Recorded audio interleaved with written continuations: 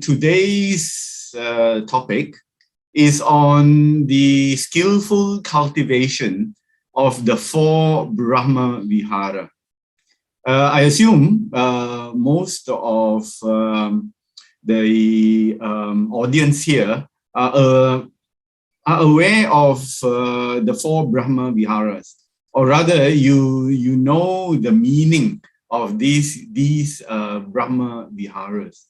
But don't worry, those of you who are new to this topic, I will go through briefly what this term, Brahma Vihara in Pali really means.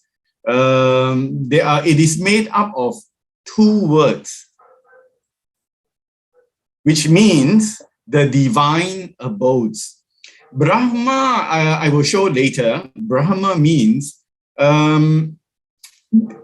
it is a term given to a class of beings that reside in our universe, whose minds are not totally like ours. Their minds are always very peaceful. When they were human beings, and this is where we take on from the Buddha's explanation of rebirth. That means karma and rebirth takes these beings whom, after they have practiced very, very well as human beings, they are not born again among human beings, neither are they born again among those that we call the devas, or the bright beings. They are born higher than that. We consider these abodes or these planes of existence a little bit superior to those of the human beings, the devas or the bright beings, and definitely the animals. We can see the animals, we can see the human beings. And some people are very, very skeptical of the existence of devas, and they will be also very skeptical of the existence of this class of beings called Brahmas. Brahma is not a new word coined by the Buddha. It was already existing when the Buddha was alive.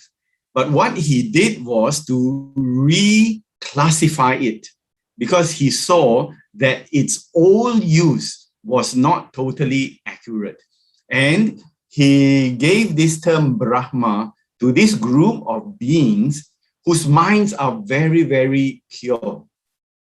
They are not enlightened beings. They still exist within the confines of samsara, which means they are like us. After they have finished the good karma of being a Brahma, they might drop down to the human worlds or even lower. But it's highly unlikely. The Brahmas will usually drop down. The lowest is the human world. So the understanding which was explained by the Buddha was that these beings, their minds are, because of their past training, are always very calm and peaceful and very, very wholesome.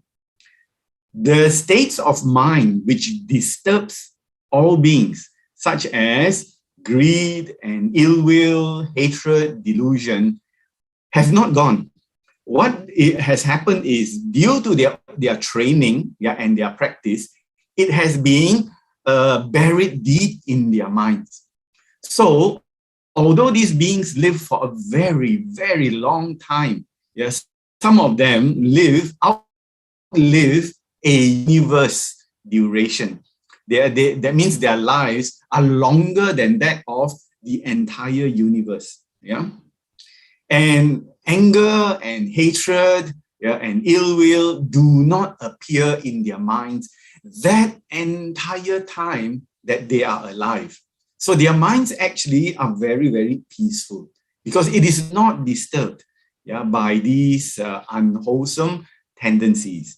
Our minds are very open to these unwholesome tendencies. You can see human beings with a lot of evil intentions, a lot of craving, a lot of ill will, a lot of ignorance. And so many human beings, they go about their lives in a very, very unwholesome and unskillful ways, which brings so much suffering to them. So now the question is, my dear friends, the question is, these are so pure, these states of mind called the Brahma Viharas are so pure and so wonderful and so wholesome. Do they have a place in our world?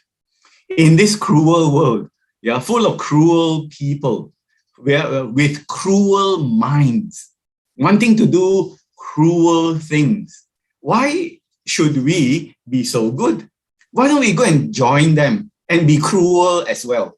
And then everything will be even, will be the same. They are cruel to us, we are cruel to them.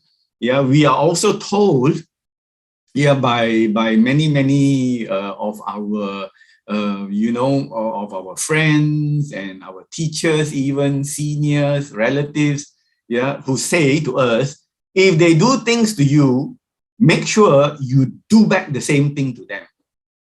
Don't let them get away with it. So therefore, if we subscribe, in our way of thinking, if we subscribe to this principle, which is called an eye for an eye, it is said, that if we live by an eye for an eye, you take my eye, I take your eyes. It is said, if we live by that principle, the whole world will become blind. You take my eye, I take your eye. And further on, some more, everybody who has done wrong to you, you go and take their eyes. The whole world will indeed, truly be full of blind people. Not a very good state for the world. Therefore, the Buddha, in seeing these, he taught the disciples how to practice, how to appreciate the divine abodes, the Brahma Vihara. Divine is Brahma, because these are divine beings. We use this English word. It is not truly appropriate, but because we are, using English to talk to each other, we use English terminology. So these are divine, and Vihara, is always taken to mean abode, a place to stay. So what it actually means is the place to stay if you want to be as wholesome as these divine beings. So is it worth it to be so good in a cruel world? We have to think about that. And if we really think very carefully, we shall see that we can rise above the small nature of cruel human beings. We don't want to be like them. Because number one, we know about karma. Karma, if we are as cruel as they are, will take us to a very, very bad place. Number two, we want to be noble in our minds. We want to be divine in our minds.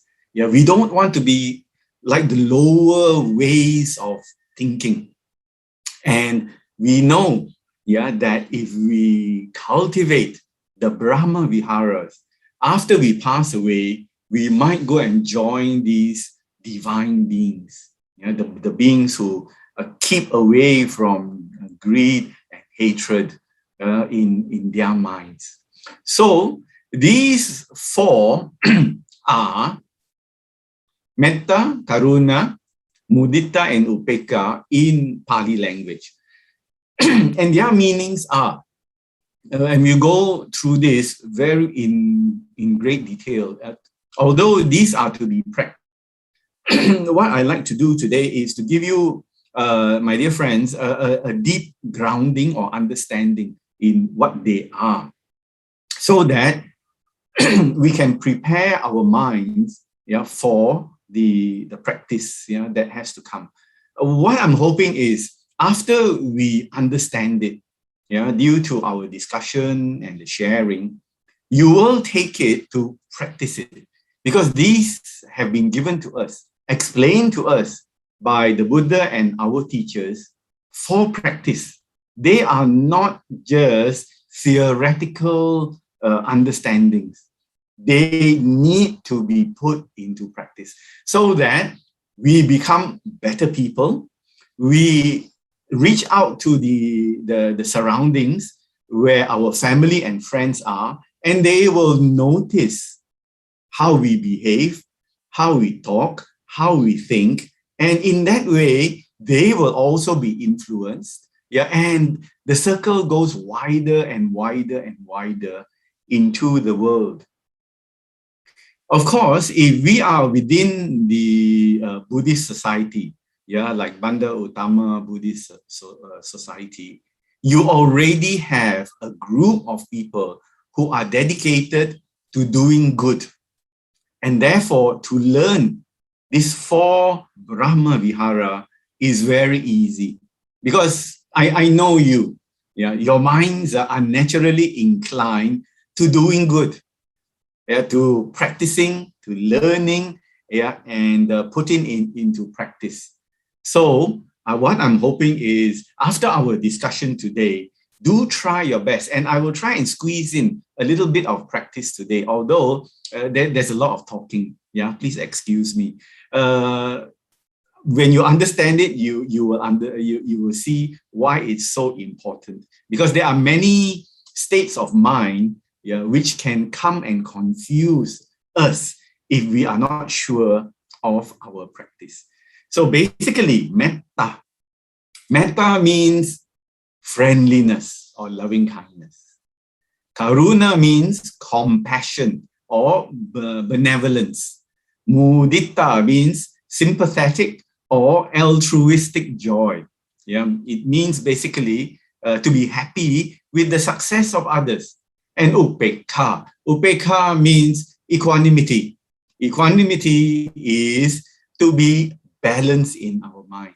When good things happen, we are okay. When bad things happen, we are still okay with it. That means we are not affected by the ups and downs of life. So these 4 are the Brahma Viharas. There are 4 of them which have been taught to us by Buddha. So bear these terms, yeah, in mind. Yeah, let me share with you a little bit more about the thinking behind these 4 divine abodes.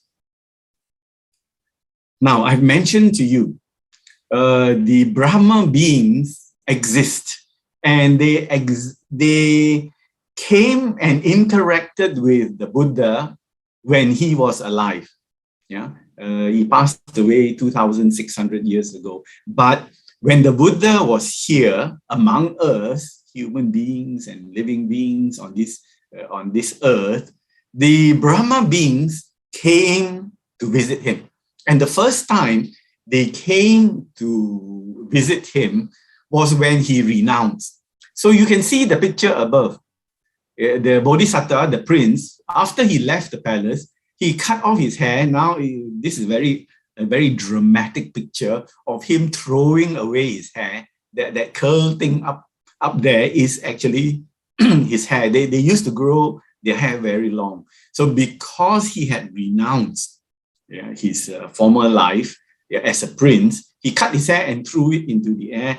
And this Brahma, called Gatikara Mahabrahma, it was his duty to come and offer the robes and begging bowl to this person who had just renounced and was to become the Buddha in the future. So he took the form of a very, very rich man, and he appeared where the Bodhisattva was, the prince who had left the palace where he was, and he offered the robes that were necessary for him to lead the life of a renounced person. The other person you can see there with the horse is his companion and charioteer by the name of Channa. Then the next time the Buddha met Brahma was another Brahma called Brahma Sahampati. And to the Thais, they like to depict him, paint him, yeah, as having four faces, which means he faces four directions.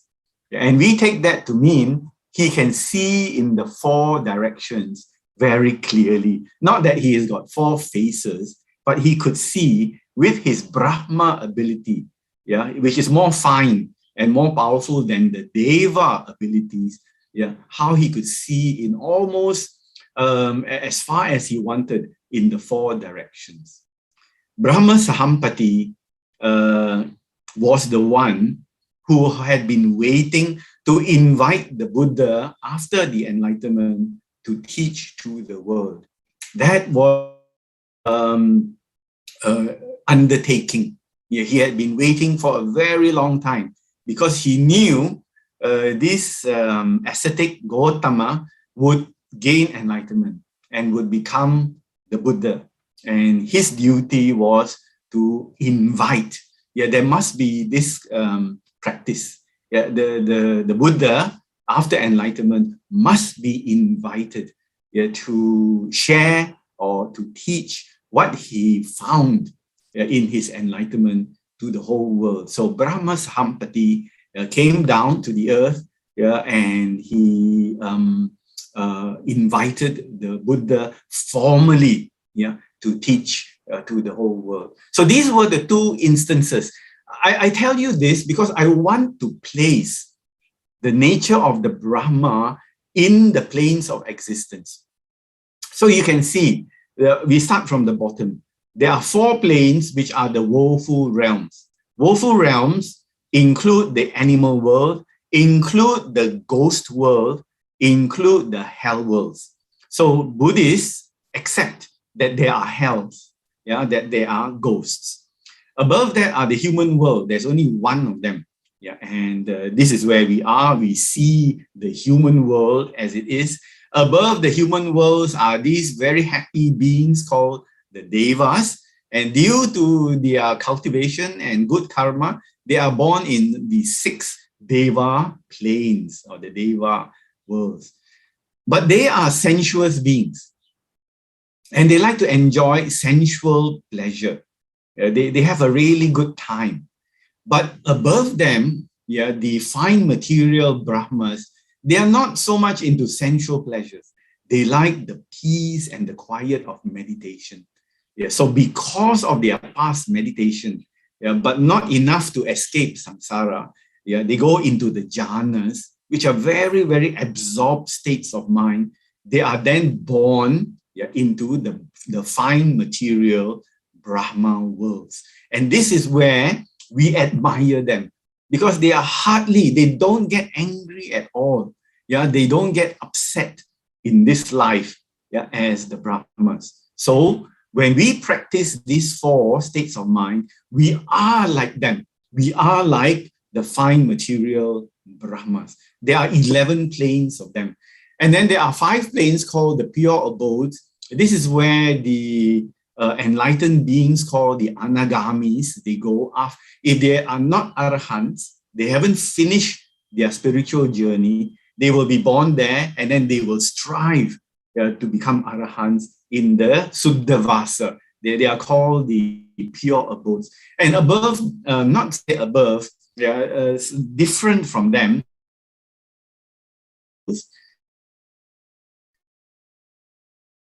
according to how the Buddha explained it, there are beings in this world who have no form. They are just pure mind, yeah, in their existence. So you can see that here in this hierarchy, the Brahmas are higher than the Devas. And even within the Deva worlds, out of the 6, yeah, there are 2 mainly that interact with human beings. The other 4 are not so keen to interact with human beings like us. Yeah, there are only 2, and then there are those earthbound devas as well. They also interact with human beings. So these are the people, these are the beings, in fact, we talk about when we say Brahma Vihara. Yeah, their minds are very calm. Yeah, they like to always be in a peaceful state. So when we practice the four Brahma Viharas, we are like them. And when we practice well enough, after this life is over, we will go to that place. Yeah, and as I said, they live very, very, very, very long lives, you know, beyond our understanding. Now I would like to share with you the wise words of some great teachers and some great people, beings, and their thoughts on the Brahma Vihara. The great teacher, the great German monk who lived in Sri Lanka, Venerable Nyanaponika Thera, had this to say. Yeah, allow me to read, yeah, from his writings. The Brahma Viharas, they are the great removers of tension, the great peacemakers in social conflict, and the great healers of wounds suffered in the struggle of existence. We struggle, yeah, we human beings struggle for existence all the time. We want to better ourselves. We want to keep away from the very, very difficult and suffering ways of life.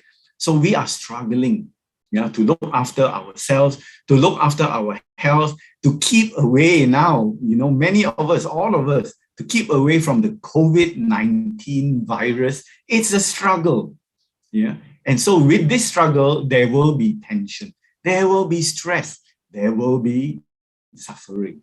So if we practice the Brahma Viharas, the beauty of mind, yeah, we will not be affected so much by all these difficult, you know, experiences. Then, yeah, Venerable said, they level social barriers. That means everybody is the same. Build harmonious communities. Awaken slumbering or sleeping magnanimity. Magnanimity. That means big heart, long forgotten.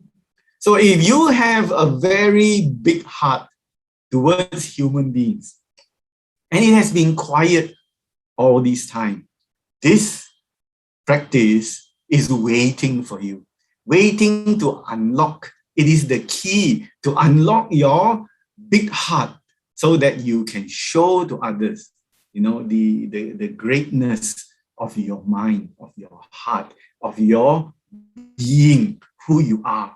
You know, some of us, we have very, very good hearts, but we are afraid to show it. Why are we afraid to show it? Number one, there are all these cruel people out there. Number two, we don't want to be hurt by others. Because if we are too nice to others, others might take advantage of us. But in the Brahma Vihara, it doesn't really matter. We are good. We practice it for the sake of practice. Even if they want to take advantage of us, you go ahead. I don't mind, because at the end of the day, I don't lose anything. Yeah, I am wise. Yeah, you can't destroy me. Yeah, my mind is still very pure. Yeah, and I will still love you in spite of all the wrong things that you might do, the others might do. So it is a very big-hearted state of mind. Then it revives joy and hope. Long abandoned, we forget about having joy. We forget about having hope. We abandon it because this world is so hard. Now, welcome back to having joy and having hope, because the Brahma Viharas will teach you again to have joy and to have hope in this world. Yeah, to have joy again in other human beings like us, to promote human brotherhood. Yeah, also sisterhood, not just brotherhood, to promote human brotherhood against the forces of egotism. Those with huge egos, you also be good towards them. It doesn't mean that they are they have wrong views of self. Yeah, we forget about them. Even though they are so silly and so stupid, yeah, we still want to be good to them. So we thank Venerable Jnana Panika has long passed away. He lived to a very ripe old age in Sri Lanka after having taken up the robes of a monk. But his writings and his ideas, his teachings are still with us.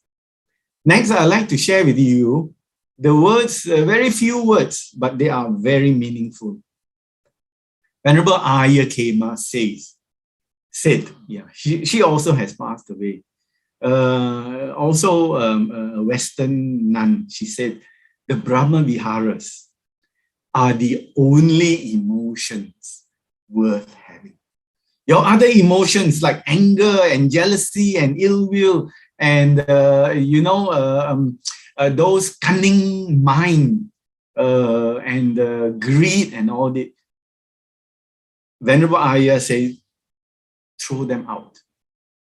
These four Brahma Viharas are the only emotions worth having, because if you have them, you will have a happy, contented life. The others, keep them away. And the other people who have these, you also try not to mix with them so much. I know when you go to work, you have to mix with all kinds of human beings. But if we can, we come back to the group that we are most trusting. We trust them, such as the society that you have. And here are the words of a non-Buddhist. But she was, all these three have passed away. I share with you the words of those who have gone before us. She said, this is Mother Teresa, and I describe her as a saint and a servant. She said, it's not about how much you do, but about how much love you put into what you do that counts. So these are really very meaningful. When I searched for non-Buddhists, I immediately thought about Mother Teresa so that I could share with you, my dear friends, the words of a non-Buddhist that are also very, very meaningful and significant. And here Mother Teresa said, you have to put love. And what is love? It is metta. It's loving kindness. Put that into what you do. Not about how much you do. You can do a lot, but we can do a lot of things with ulterior motive, with some cunning purpose behind what we do. I might say it in such a way, but it is true. Even in dealings with our family, our friends, there is a little bit of egoistic purpose in that. But Mother Teresa says, put your love into it, and that ultimately makes the difference. So, to understand the four Brahma Viharas much more clearly, I would like to share with you the states of mind that can connect with it. What is metta? Metta is like the mind of a mother, or of a baby or toddler. You have loving kindness towards the baby. You just want to do good for the baby or the toddler. Your heart goes out to the baby or toddler. Because it's so small. It's very innocent. They don't know how to look after themselves. So all you have is love and kindness. You just want to look after and protect, and be good, towards the baby. It is a state of love. Karuna or compassion is, this child is not normal. Not like normal babies and toddlers. It might have a slight abnormality. That means not like other children. So the state is you have compassion towards this child. This child needs you, needs to have special care, needs to have special ways of upbringing the child. So in order for the mother to do that, the mother must have compassion. Yeah, you know that this child is not like others. Yeah, you might have other children that are normal. So that is metta, yeah, towards them. But this child is not normal. So compassion must come into play. Then you have mudita. Mudita is a very happy state. In fact, all four of these are happy states, but they are happiness in different aspects. So mudita is when you have a teenager, a healthy teenager, every day goes out, enjoy using their energy and their strength. They are happy and they got so many friends. And you look at them, they don't really, they do need you, but they can go out and do things on their own. The only time they come back to you is, can I have more pocket money? Maybe I need to buy this. Please give me some more money. But that's fine because you want them to be happy and healthy and enjoy life. So when you look at them, you have the mudita. They are happy, you are happy. And upekkha is when this child of yours grows up, becomes independent, knows how to look after themselves. So your attitude towards them is fine. I've already brought you up. You know what to do. I cannot supervise you. I cannot tell you so much. I'm happy you are like this. So that is the mind state of upekkha. So metta, loving kindness, karuna, compassion, mudita, sympathetic or altruistic joy, and upekkha, equanimity. They are all happy states.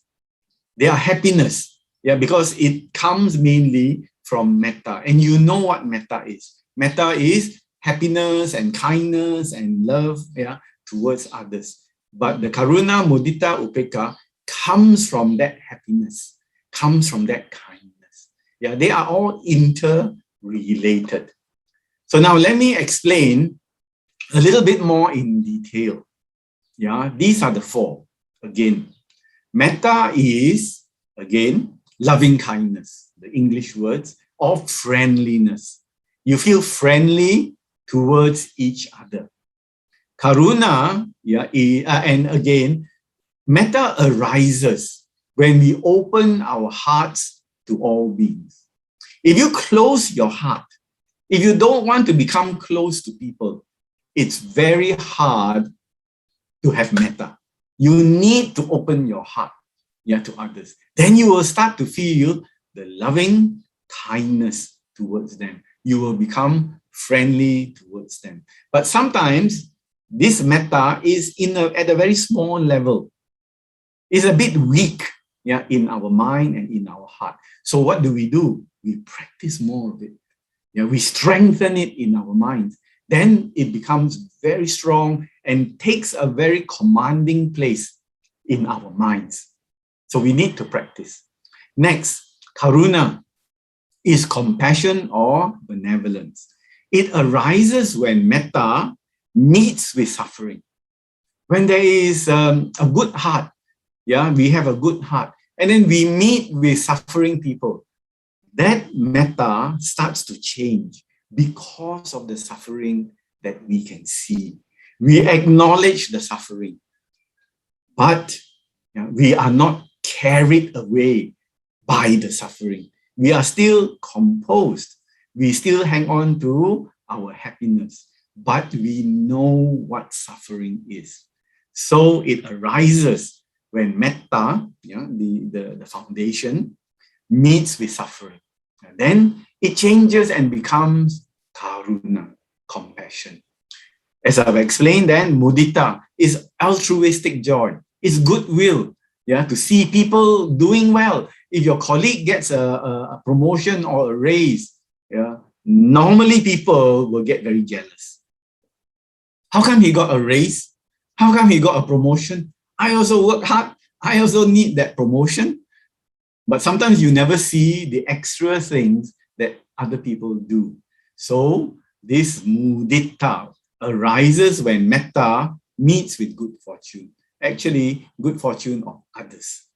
So if your friends, your relatives, people that you know, they are doing well, don't have that jealous attitude towards them, because jealousy will make you shrink. Mudita will make you expand in this world. Yeah, you reach out to them and you are happy for them. Yeah, I have friends who are full of mudita. Yeah, there is no jealous bone in their body. Yeah, I cannot see any jealousy in them. They all just keep telling me, this fellow is doing so well, that fellow is doing so well. I am so happy, yeah, for them. And the last one, upekha, equanimity, balance of mind, meaning you can see things as they happen, but there is an extra dimension in it. This arises when metta and wisdom, hand in hand, you must have wisdom, meets an unsettled mind. Your mind might be thrown into the air and then fall into the depths, and thrown into the air and fall into the depths again. So it is not settled. But when you have upekha, your mind is settled. Because you know this is the nature of the world. The world never keeps still. Whenever we go out to meet the world, sometimes we will go up, sometimes we will go down. That is the wisdom. Yeah. And then we may take a look at ourselves. We were young, now we are getting old. We also need upekha, yeah, to meet the changes that are happening, yeah, with ourselves. Now, let me tell you also about the pitfalls. Pitfalls means the traps of practicing this four. Yeah. So, in any states of mind, there will be two types of enemies. One is the near enemy, and one is the far enemy. The far enemy of metta is very easy to see. Yeah, metta means love and kindness and friendliness. The enemy is enmity, ill will. So we see that there are people who are not having any metta. They are full of hatred and anger towards others. The near enemy, if you are not careful, is sensual desire and attachment. What does that mean? That means although it could seem like we are being friendly with others, at the back of our minds is there is some attraction, there is some attachment. Yeah, you want something more out of the relationship. It is not just platonic, it is not just neutral and balanced. You are hoping to get something from this relationship. Yeah, so it is a quiet enemy. You cannot see it very clearly. So what the teachers say is, be very careful, because it might turn, yeah, into something else other than the Brahma Vihara. Karuna, the far enemy is cruelty. And that is very obvious. Yeah, there are cruel people in this world. They have no compassion at all. You know, they just want to hurt others. And they're very happy. They are very happy to hurt other people. No compassion, no karuna.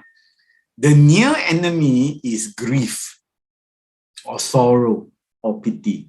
Sometimes people think that when they see suffering beings, their heart will melt. If you have no balance or equanimity, you will start crying like the suffering people. Then your mind is drawn into their suffering, and then you become useless. You cannot be neutral or intelligent. When you start crying like the suffering beings, yeah, you suffer like them. Therefore, yeah, you must keep the happiness of the karuna. It is, although you know that there is suffering, there is still happiness because you recognize suffering. Why? Because this is the nature of our existence. But if you start being absorbed into the sadness of others, you cannot help them anymore. So beware of the sorrow. Beware of this state of mind called grief, because it is the near enemy. Some people think they are being compassionate, but they are not. Yeah, they cannot help others anymore. They also start crying when they see suffering. Yeah, therefore, they are not effective, yeah, in trying to alleviate or relieve the suffering of others. Mudita, the far enemy is jealousy. Yeah, when people are successful, yeah, we can become jealous. So the near enemy is, it is joy, but you want something out of your association with these people. So you can see, oh, this person is becoming very successful. I will go and share his joy. But actually, you want something. Maybe you want some contract. Or maybe you want him to take you out for dinner. Or maybe you want a loan from him. There is something at the back of your mind that you want from this person. So it is a near enemy. It's not easy to see, but it is there. So be very careful, yeah, that you don't contaminate. You don't make your mind, which is having mudita, become a state of mind that has some ulterior motive. Then upekha, as I said, arises when metta and wisdom, together with wisdom, meets an unsettled mind. So the far enemy of upekha is irritation, no balance. Yeah, when things are good, you laugh. When things are bad, you cry. There is no equanimity. The near enemy is indifference or apathy. Yeah, some people say, I don't care. If I don't care, then I have upekha. No, don't care doesn't mean upekha. Don't care means you become cold. You become unfeeling, no feeling for other people's difficulties.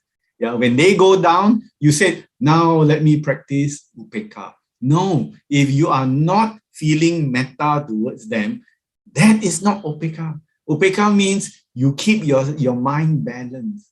You keep your mind, you keep your mind in a very, very wise state, seeing and understanding that life goes up and goes down, goes up and goes down.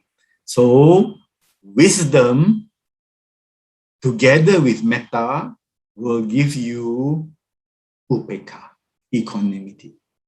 Your mind becomes strong. So even though you become sick, even though you have a loss in your life, you keep the upekha. Why? Because the wisdom tells you this is the nature of life. If you want to live, you have to accept such things. That is called wisdom. So I hope with this chart, and if you really want it, I will send it to Brother Chiwat, yeah, to share with others. Because then when you take a look at it, you will get a much better understanding of why we must practice the 4 Brahma Vihara. How do we strengthen our minds so that we can be effective in our work, yeah, in this world? So I have quoted other wise people, yeah, wise people. I would like to now quote the Buddha, yeah. So in this sutta called the Tevijja Sutta, the Buddha explains to Vaseta, the Brahmin. In those days, the Brahmins, yeah, Brahmanism was very, very popular. So the aim of the Brahmins is to unite with the Brahma. They also believed in Brahma, but they were doing all these sacrifices, kill animals, burn them in fire in order to unite with the Brahma. And then the Buddha said, no, you go and kill things. That is not what Brahma wants. So he said, he explains in this sutta that a person must have a mind imbued with loving kindness, yeah, and then in the last passage, imbued with compassion, with sympathetic joy, with equanimity. So here the Buddha is telling very clearly, if you want to go to the Brahma worlds, if you want to be with Brahma, because they believe, these people, that Brahma created the world. So they want to go and join Brahma after their death.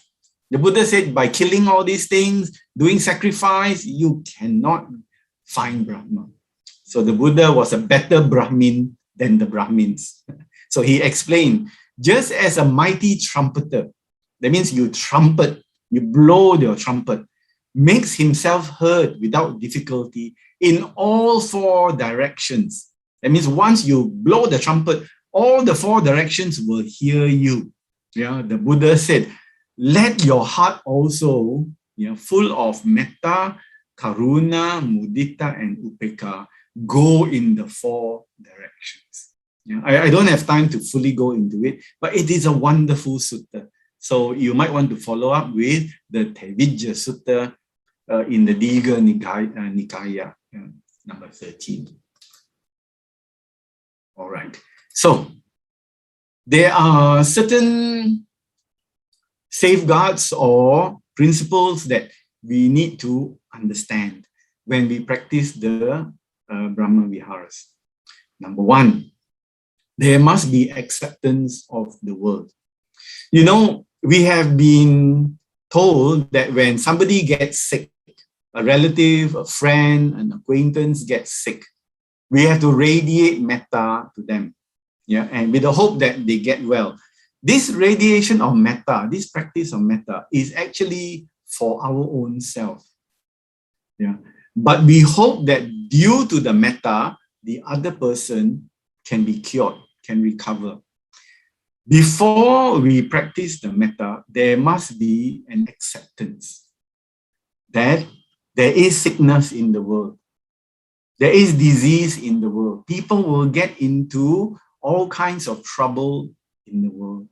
So if there is no acceptance, your heart is very closed. You just want people to be well, to be healthy, but you do not understand the nature. So you do not accept.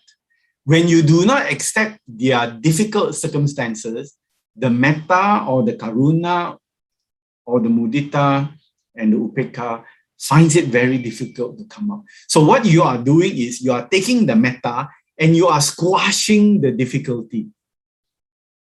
That cannot be done. It cannot be effective. So you need to accept, first of all, that this person is not well. This person is not healthy. This person is in trouble. But this is the nature of the world. So open your heart. Open your heart. Accept the nature of the world. Accept that things will be like that. Then you radiate the metta saying, although this is the nature of the world, I hope, I wish, I make this aspiration that you will get well. So acceptance first. Then when we practice this, there must be softness of the mind. The mind needs to become soft in order for the four Brahma Viharas to take hold. If the mind is not soft, it's hard. You cannot hook. These four cannot hook onto the mind, which is like a rock. So if you don't practice softness, openness, reaching out to others, and you don't have a hard heart, your heart is not hard, you can practice these four Brahma Viharas very easily. Then the next one is be careful of the intention. Like I said, there might be near enemies. And there are times when you might be attracted to a person of the opposite sex, or nowadays you might be attracted to people of the same sex.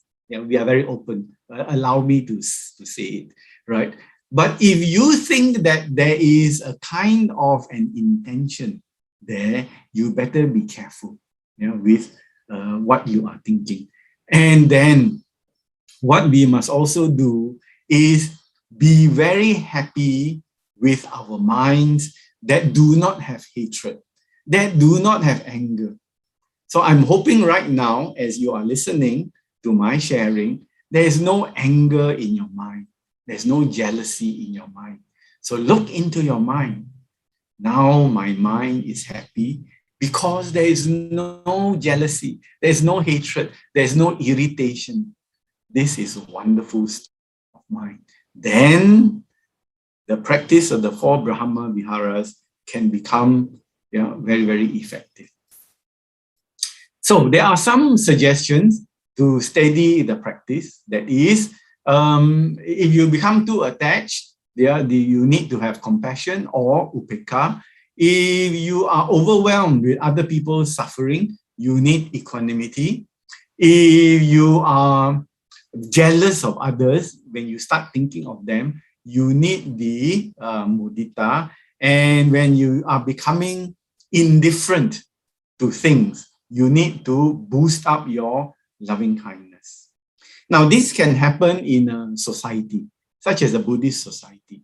After a while, you get very used to each other working in the Buddhist society. And then things become very, very normal or very boring. And then you find that there is no excitement, in contributing to the Buddhist society. That is when you need loving kindness. You boost up your loving kindness, practice more the loving kindness, and then you will see that you really find happiness in your contribution. So these basically mean that you have to practice this. You have to balance it sometimes. With one Brahma Vihara has to be balanced with another Brahma Vihara.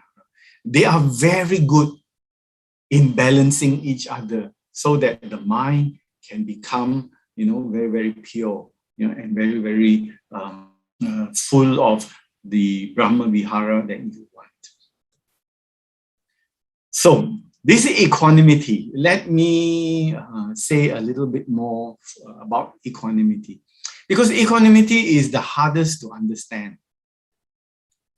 We can understand metta, we can understand karuna, and we can also understand mudita. But this equanimity, the upekkha, is not so easy to understand. So allow me to say a few more words. And these are not my words. I borrow from the wisdom of this meditation teacher called Sharon Salzberg. She's American, and she was the founder of the Insight Meditation Society in Bar, Massachusetts. And she teaches the Brahma Vihara to Americans and others as well. So this is what she says. Equanimity's strength is based on understanding that the conflict and frustration we feel, because we will also have a lot of frustration in our lives. Why can't things be like the way I want? This is the way of our minds. We keep wanting things to be in a certain way. And if it is not in a certain way, we get frustrated. Frustration we feel when we cannot control the world.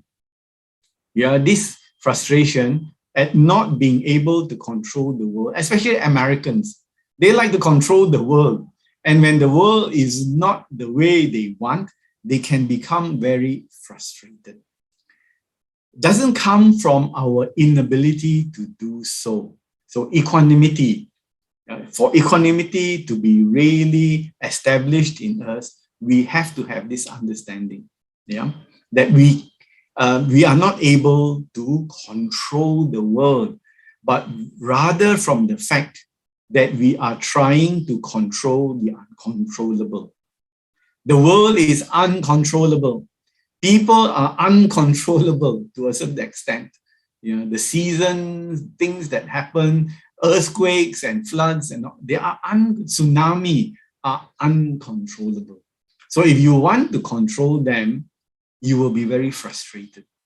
We know better than to try and prevent the seasons from changing or the tide from coming in.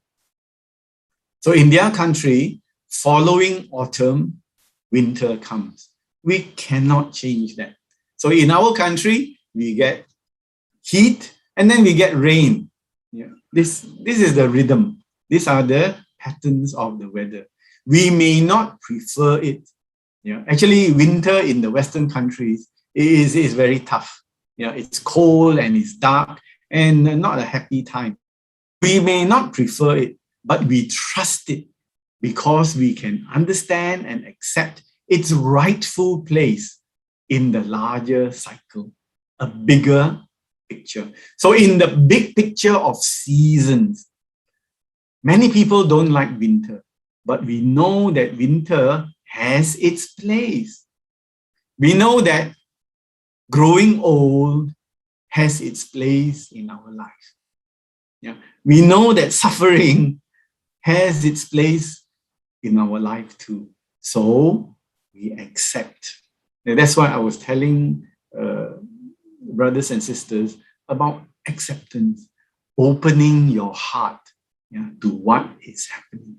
So can we apply the same wise balance to the cycles and tides of pleasant, unpleasant, and neutral experiences in our lives? So because we understand the weather, we understand the patterns of the weather, we also must see it in ourselves. Can we accept same balance, same understanding of in our lives? We have pleasant, we have unpleasant, and we have neutral feelings in our life. We have to accept it. So very wise words of this meditation teacher. So now I have come to the end of my explanation. Let us do a little bit of practice. And let me explain the practice, maybe 10 minutes, and then we can have a Q&A. This is the way we do it for metta, or rather I do it for metta, right? And we can do a very quick metta, which I think most of you have already practiced. So this is the recitation. We start off with ourselves. Focus on your heart area. There are two things. Number one is the recitation, the words. We must have the words to guide us. Number two, there is the emotion. The emotion that comes from our heart. The feelings, sensations that come from our heart. It must be happy. It must be of loving kindness, metta. Right? So try and stir the metta in your heart. As you are reciting the words, try to have the metta come out of your heart. Then the two will combine and you will have the right practice of metta. So now, if you want to join in the practice, please sit very comfortably, relax from the top of your head down to the base of your spine. Relax. Then relax your legs, your arms. If you want, you can massage your forehead, your eyebrows, and your eyes a little bit. Massage it a little bit. The sides of your chin, right? And then massage, just relax. So please listen to my words. And as you are listening to my words, stir the metta in your heart and let it come out. Feel as though it is coming out of your heart into your body and from your body and your heart to the people that we are focusing on. Right? So relax. You may close your eyes a little bit if you want. You can half close. So listen to the words of the metta practice. So you wish to yourself, it is a wish. May I be well and happy. So let the feelings of wellness and happiness come out from your heart. Let your heart open up and let the wellness and happiness take over your body. May I be well and may I be well and happy. Feel your whole body, your whole being becoming well, becoming happy. Let the happiness take over your whole body. Experience that wellness and happiness. May I be well and happy. Then may I be free from all harm and danger. Make the wish for yourself. May I be free from all harm and all forms of danger, so that you are secure in your life. May I be free from harm and danger. Repeat that in your mind. May I be free from harm and danger. May I be free from all physical suffering. Whatever it is in the body, may I be free from the physical nature of suffering. May I be free from all physical suffering. Then, may I be free from all mental suffering. May I be free from stress. May I be free from anger and aggression. May I be free from all mental suffering. Feel the mental suffering lifting and flowing away. May I be free from, first of all, physical suffering. May I be free from mental suffering. Feel the stress and the unwholesomeness flow out of your body, so you are free from physical and mental suffering. Then may I be well and happy and peaceful. Wish for yourself, like yourself. May I be well and happy and peaceful. May I be well, happy, and peaceful. Keep wishing. Let it come out from your heart. Don't block it. Open your heart. May I be well, happy, and peaceful. Have the energy in your mind. Keep saying it, so that you don't fall asleep also. May I be happy and well and peaceful. Feel the emotion. May I be well and happy and peaceful. Keep wishing yourself well, happy, peaceful. May I be well and happy and peaceful. It's a wish to your own self. May I be well and happy and peaceful. Now, all of us here, we are not in a hall, but we can wish each other. May all of us here be well and happy. You know each other. May all of us here be well and happy. You know the fellow members of BUBS who are gathered here today. Wish to them. May all of us here be well and happy. May all of us be free from harm and danger. May all of us here be free from harm and danger. Whoever is here, whoever joined us today, may all of us here be free from harm and danger. Let it flow from your heart, this wish. May all of us here be free from harm and danger. May all of us here be free from physical suffering. May all of us here be free from mental suffering. May all of us here be well and happy and peaceful. Now think of your family, your immediate family. May my family be well and happy. just know roughly where they are and then radiate this wish to them. You may have a very rough idea in your mind. May my family be well. May my family be free from harm and danger. May my family be free from all physical suffering. May my family be free from all mental suffering.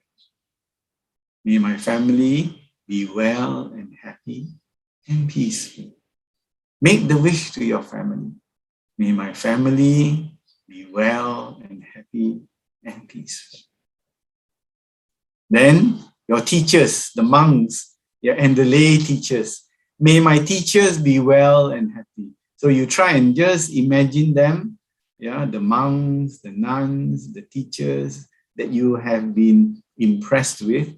May my teachers be well and happy, wherever they are. May my teachers be free from harm and danger. May my teachers be free from all physical suffering. May my teachers be free from all mental suffering.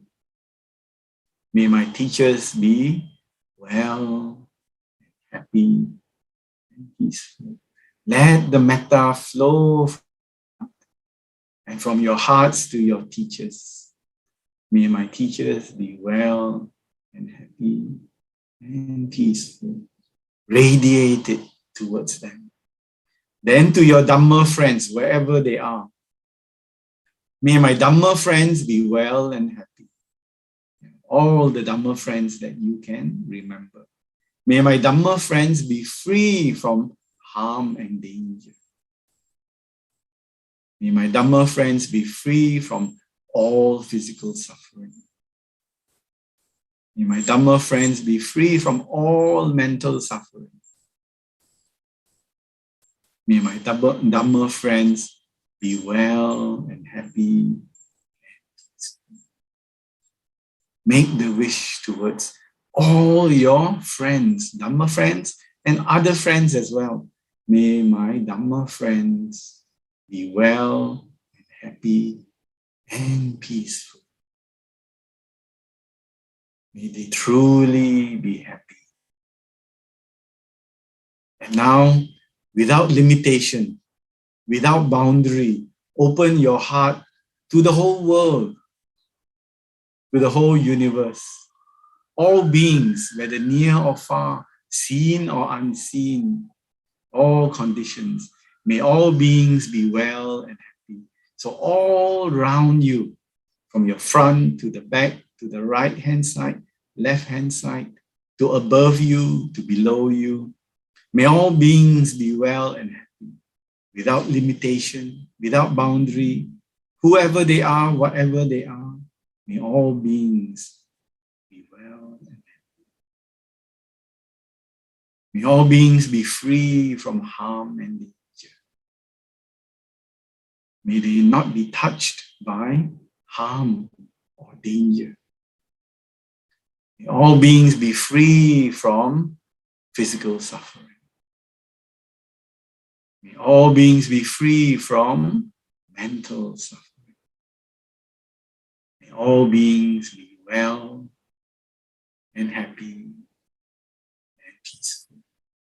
All around you, as far as you can radiate the whole world, may all beings be well, happy, and peaceful. All beings be well and happy and peaceful. Keep radiating from your heart to all beings. May all beings be well and happy and peaceful.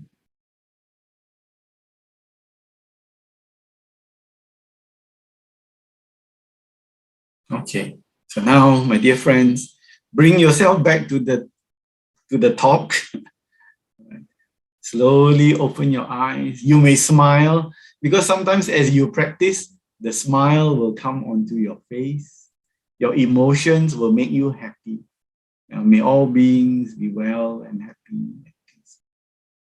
So even during the day, you can have this practice of metta, towards all beings.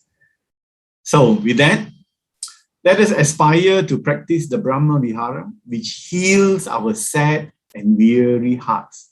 This is what makes us human beings nearer to the Brahma beings. Before I end, let me tell you a story. Before I forget, I'll tell you a story that is real. It really happened. And we had an uncle from the temple. He had a heart problem. He had a heart attack. And so they put him in the university hospital. So some of us, and we were young at that time, some of the youth said, why don't we get together and we radiate the metta towards this uncle, that he can get well. So they all came to my house. We sat down. There were a group of us. I think there was about 10 of us. And then we sat down and we radiated our metta towards this uncle. And he recovered.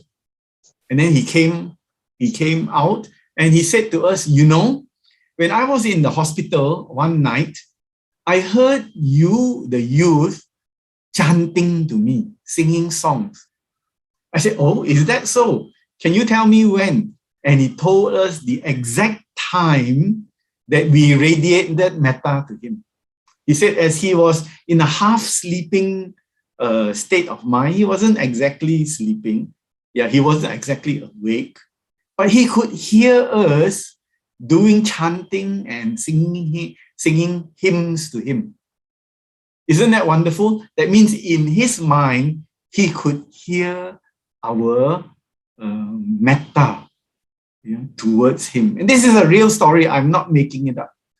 So metta, if really sincerely and truly practiced, can reach out to other people. So let us make ourselves heal from dealing with the world. Sometimes as we deal with the world, we get injured. So the Brahma Vihara will heal our hearts. Thank you very much for listening. Thank you. Sadhu, sadhu, sadhu. Thank you, Brother Tan, for your sharing today. Brothers and sisters from Facebook and from Zoom and from YouTube and from wherever you are in this world, do we have any questions for Brother? Brother Siang Chye, thank you for sharing. This is King Wee here. Yes. I have a question regarding the jhana and Brahma plane, as you mentioned just now. Yes. Is it mean that if a person, a meditator, who have entered either first jhana, second jhana, or third jhana, it means that after they die, they will go to the respective Brahma realm? Thank you. Yes. This is the chart. Let me share it with you. So we are told, in the teachings, that if you are able to be absorbed into the jhanas, and you can use the Brahma Vihara state of mind to achieve this absorption. Absorptions basically are the mind becomes composed, and then you call it jhana. Our minds most of the time are running here and there and all over the place. As you can see, as you observe your own mind, we are not composed people. But the more you practice this metta, or the karuna, or the mudita, and upekkha is slightly different. You can compose your mind, and your mind can become unified and will not be restless and not run all over the place. If the person dies, in the jhana, automatically will be born in the 11 or actually 11 plus 4, 15, Brahma Vihara realms. Yeah, we are not hoping for the 4 formless. We are hoping for the 11 fine material Brahma worlds. Yeah, their existence is very, very fine. So in order for our minds to go there, our mind also must be very, very fine. So there is a correlation. If your mind is not fine like them, your mind will not automatically have the affinity to go there. So if the mind is fine like them, yeah, the person will have the affinity, will seek out, will be in fact attracted to go to those worlds upon the passing away. So here is the caveat. The caveat is, if you pass away in the jhana, and some people, they are very, very good, which means their command or their practice of the jhana is, when they know that they're going to pass away, they compose their mind into the jhana, either first, second, third, fourth, or maybe even fifth jhana. You go into the jhana, yeah, you go into your meditation object, you go into the jhana, and when you die, the next moment is you are already, because rebirth is instantaneous, we believe, you will go into the fine material Brahma worlds. So 1 minute here, die, next minute, already there. Then I also suspect, yeah, that if your mind is calm, if the mind is not scattered during the time of death, yeah, you will also be attracted towards the fine material Brahma worlds. If not, you could probably end up in the higher Deva worlds, where the Devas also dwell, they live in quietness. Yeah, there are Deva worlds where they are partying all the time. They love to party. And there are also Deva worlds where they do not want to have all this enjoyment. They also like to be very quiet, very peaceful. So the mind can take birth in those type of Deva worlds. Yeah. If they are not able to achieve the Brahma worlds. Yeah. Thank you. Yeah, but then, you know, the Brahma worlds are still within samsara. And after many world cycles, the being can also drop back down to the human world. You are not free of samsara. Whereas those who go to the pure abodes, they are there, and they are actually anagamis, the third stage of sainthood. So they go there to complete their training, yeah, fulfill their journey towards Nibbana. Okay. Hey, thank you. All right. Brother. Yeah. Yeah. Thank you, brother. But it is very long. Their lives are very, very long, especially the formless Brahma worlds, you know. There was one person who said that he was practicing the jhanas, and he said he wanted to meet the next Buddha. So when he passed away, he went into this, he went into the sleeping jhanas, the sleeping states. And when the Buddhas came, Buddha still sleeping. So they are so peaceful, they are sleeping. So Brahmas also have this state where it is like sleep, you know, which is very peaceful to them. It's a very, very peaceful sleep. So it didn't help him to have the wish, because although the Buddha gained enlightenment on the earth, he was sleeping, and he slept all the way through the Brahmas to the Buddha's dispensation. Okay, thank you, brother, for the extra Facebook. Brother Tan, I came across a documentary titled Most Dangerous Ways to School, about how poor villagers send their kids to school. And at first I was full of pity. After your talk, I know how to raise more karuna towards these kids. The question is, how can I generate more karuna and channel that to my son who hates to go to school? Oh, well, you can explain the advantages of karuna, yeah, and tell them about the suffering in the world. It's very difficult for us to awaken our young people to the suffering of others. It's very difficult because we are living in a very comfortable world. You have to go and see the suffering. And when you see the suffering, or the suffering happens to you, then you will understand the nature of suffering in this world. And then the karuna will automatically build up. Our young people, because they are so well looked after, seldom come into contact with suffering. Seldom. Yeah, unless you are purposely go and see it. There's a lot of suffering in KL, in Selangor as well. Yeah, but we don't make the effort to go and see.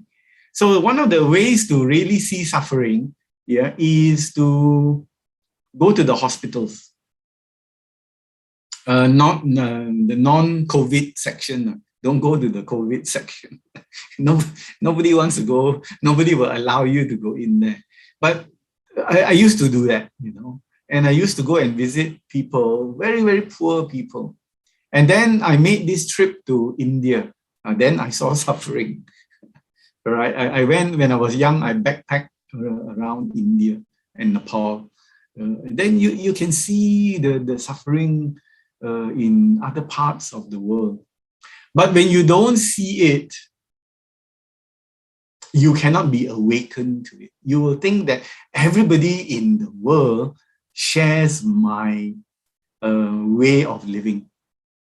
Yeah, and here, let's face it, you know, we are very comfortable indeed. I have seen families being raised on the 5-foot way, the pathway between the shops. Yeah, the father and the mother raise families in that space. When it rains, they have nowhere to go. Yeah, they have to make themselves dry in the shelter above the shops.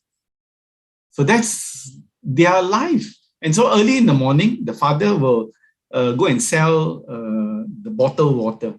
You know, the Coca-Cola, something like Coca-Cola. It's not really Coca-Cola. Yeah, he will go and sell.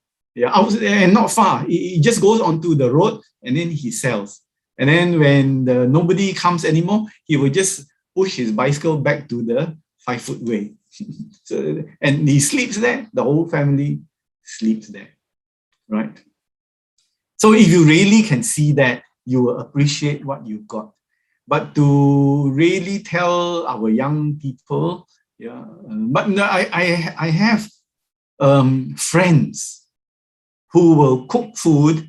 Yeah, they are young people and they feel so compassionate. They cook the food and take it to the homeless in KL.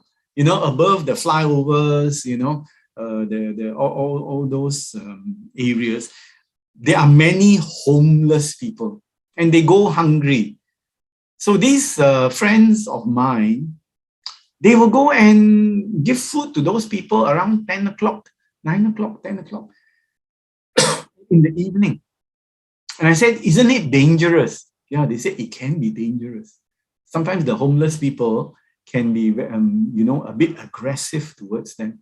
But they want to do it, you know, and they feel very strongly about helping these homeless, very poor people. So unless you see it, it's very difficult to make a change. I will also tell you this story. I once met the very famous photographer. He was a photographer, a Malaysian photographer, and he was hired to go and take pictures of places like Afghanistan, and the Middle East, where there's a lot of war. And he would stay there for about 3-4 months at a time. He would go take pictures for 3-4 months, and then he comes back. Then his pictures, international agency, and then he will go out again. So he was doing this for about 3 years, going to the war areas. And then he said, he told me, when he comes back, he will go and mix with his friends, and they will meet in Bangsa, to have drinks and all that. And he said that as he was, after a few trips, as he was having coffee or drinks with his friends, he suddenly found he couldn't relate to those friends anymore, because they were talking about buying new car, buying new house, how to enjoy the next holiday, etc., etc.